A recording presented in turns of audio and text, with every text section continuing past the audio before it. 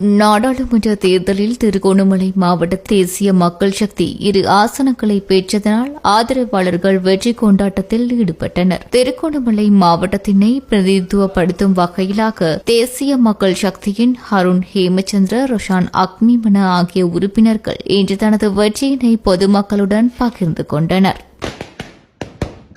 நேற்றைய தினம் பாராளுமன்ற தேர்தல் இடம்பெற்றது. அதற்கான அந்த பெறுபவர்கள் இன்றைய தினம் வெளியிடப்பட்டது. இதன் அடிப்படையிலே திருகோணமலை மாவட்டத்தில் 80க்கும் அதிகமான ஆயிரங்கள் வாக்களை பெற்று தேசிய மக்கள் சக்தி 2 ஆசனங்களை கைப்பற்றியது. இந்த வேளையில நாங்கள் பார்த்தோம் என்று சொன்னால் ஒன்று உங்களுக்கு தெரியும், கடந்த செப்டம்பர் 21ஆம் தேதி இந்த நாட்டில் ஒரு பாரிய அரசியல் ரீதியான மாற்றம் இடம்பெற்றது.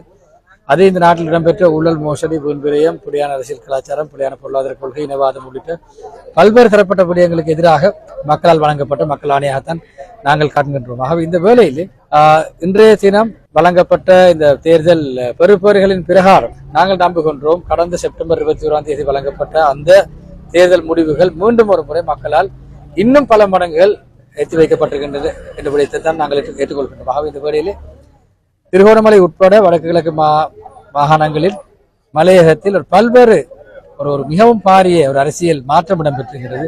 மக்கள் ஆணையிலே எனக்கு வழங்கியிருக்கின்றார்கள். ஆகவே இந்த வேளையிலே நான் அதனை சரிவர நான் செய்ய கடமைப்பட்டிருக்கின்றேன். அத்துடன் இதற்கான சரியான அந்த ஆதரவினையும் நான் மக்கள்